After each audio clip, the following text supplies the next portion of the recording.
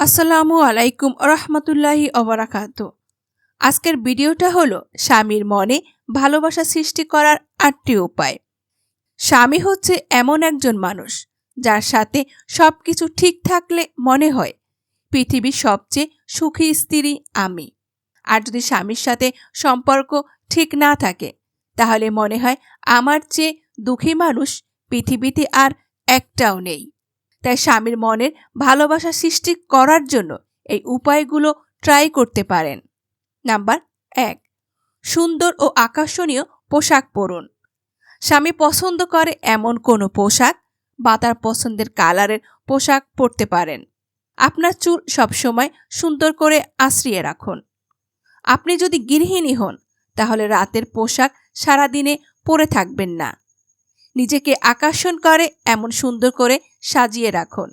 গাম বা মশলা জাতীয় গন্ধ থেকে নিজেকে সুরক্ষিত রাখুন, কারণ পুরুষরা পরিষ্কার পরিচ্ছন্নতা বেশি পছন্দ করে। নাম্বার ২, স্বামী বাহির থেকে ঘরে ঢোকার সময় দরজায় এমনভাবে ছুটে যান যেন আপনি তারই অপেক্ষা করছিলেন।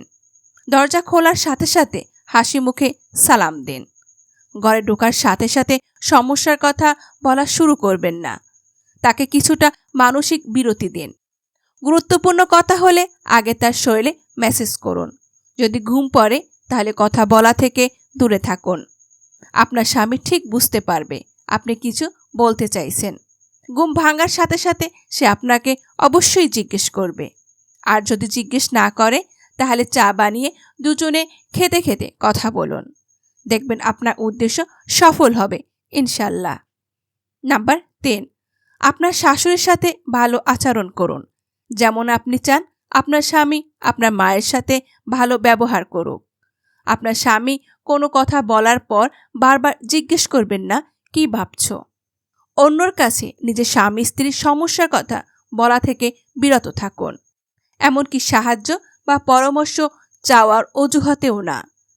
আপনি যদি মনে করেন আপনার বৈবাহিক সমস্যার আইনের সমাধান প্রয়োজন, তাহলে এমন ব্যক্তির কাছে যান যে সংশ্লিষ্ট বিষয় অভিজ্ঞ, যার মধ্যস্থতায় স্বামী স্ত্রীর মধ্যে সুন্দর সমন্বয় আছে, অথবা যে দুই পক্ষের সম্মতিতে সুন্দরভাবে সমস্যার সমাধান করতে পারবে।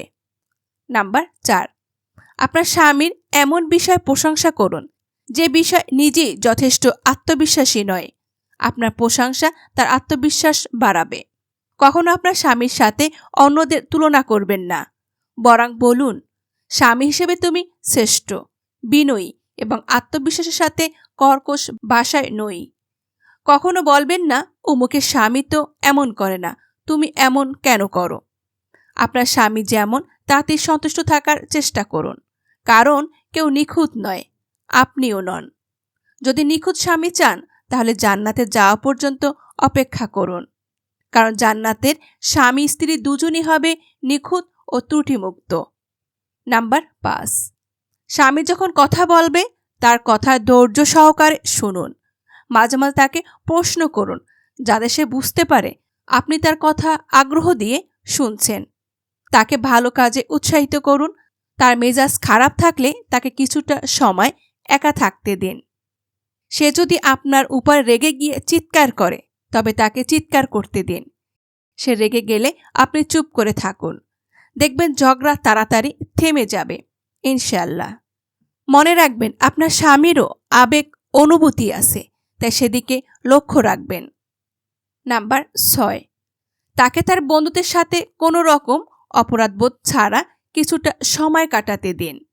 তবে যদি তারা ভালো মানুষ হয় তাহলে বাহিরে যেতে তাকে উৎসাহ দেন, যাতে সে তাকে ঘরের ভিতর থেকে আবদ্ধবোধ না করে। নাম্বার ৭, আপনার মনের কথা তাকে খুলে বলতে শিখুন। সবসময় সে আপনার মনের কথা বুঝতে পারবে বা অনুমান করতে পারবে এমন বাবাটা ঠিক নয়। বুদ্ধিমত্তার সাথে আপনার সময়টাকে কাজে লাগান এবং আপনার দায়িত্ব সুন্দরভাবে সম্বোধন করুন। এতে আপনিও খুশি হবেন এবং আপনার স্বামীও ভালো থাকবে। নাম্বার ৮, আপনার পরিচিত বা আত্মীয় স্বজনের কাছে কখনো তার নামে বদনাম করবেন না। তারা যদি কথা মেনে নেয় বা বিশ্বাস করতে শুরু করেন তাহলে আপনাকে উল্টো আঘাত করবে। আপনি নিজেই তখন হীনমন্যতায় ভুগবেন। কারো কাছে কারো সামনে নিন্দা করবেন না, কারণ আল্লাহ তাআলা বলছেন, ধ্বংস ওই প্রত্যেক ব্যক্তির জন্য যে পিছনে ও সম্মুখে নিন্দা করে। হে আল্লাহ, আপনি পৃথিবীর সকল স্বামীদের মনে স্ত্রীর জন্য ভালোবাসা সৃষ্টি করে দিন।